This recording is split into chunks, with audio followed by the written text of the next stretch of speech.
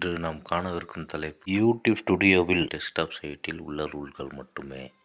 முதலில் yt.studio.youtube.com ஆப்ஷனுக்குள்ளே போங்க. Google க்ரோமில் அதில் போனீங்கன்னா முதல்ல உங்கள் சேனலில் உள்ள வீடியோ ஃபுல்லாக ஆட்டோமேட்டிக்காக கனெக்ட் ஆகி நிற்கும்.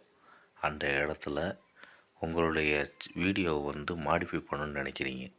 அதாவது அந்த வீடியோக்குள்ளே என்னென்ன விஷயங்கள்லாம் வரணும் அப்படின்னு நினச்சிங்கன்னா முதல்ல 8 நிமிஷம் வீடியோவை மேக் பண்ணிக்கோங்க.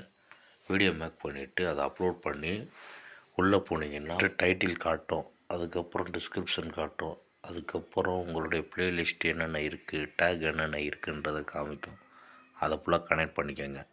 அதை கனெக்ட் பண்ணி முடித்ததுக்கப்புறம் யூடியூப்பில் இதில் என்னென்ன ப்ளேலிஸ்ட்டில் ஆட் பண்ணலாம்னு சொல்லி ஏற்கனவே நம்ம ஆட் பண்ணி வச்சுருக்கிறதுல நம்ம வீடியோ சொல்லி வச்சுக்கலாம், இல்லைன்னா டேரெக்டாக வச்சு யூஸ் பண்ணிக்கலாம். அது போக உங்கள் வீடியோவில் என்னென்ன விஷயங்கள்லாம் வரணும், எண்டு கார்டு, ஐ கார்டு, அது போக சேனலுடைய குவாலிட்டி வீடியோஸு, டைட்டிலு, இதெல்லாம் கிளியராக தெரியணும், மாடிஃபை ஆகணுன்றதை நீங்கள் செக் பண்ணி முதலே வச்சுக்கணும். வச்சுக்கிட்டு ஆட்டோமேட்டிக்காக அப்ளை பண்ணிகிட்டே வந்தீங்கன்னா உங்கள் வீடியோ டெவலப்மெண்ட்டில் கரெக்டாக நிற்கும். அது போக ஃபில்ம்ஸு, டீட்டெயில்ஸுன்ற இடத்துல எல்லாம் போயிட்டு என்டர்டெயின்மெண்ட் ஆப்ஷனை கொடுத்தீங்கன்னா ஆட்டோமேட்டிக்காக கனெக்ட் ஆகிக்கிறோம்.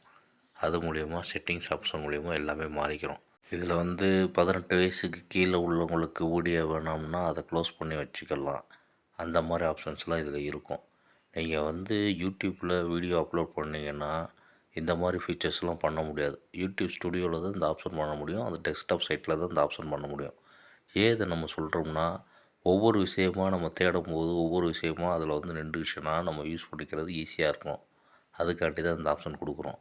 இதை நம்ம கொடுக்கும்போது சாப்டர்ஸு, லாங்குவேஜஸ்ஸு எல்லாமே செட் பண்ணிக்கலாம்.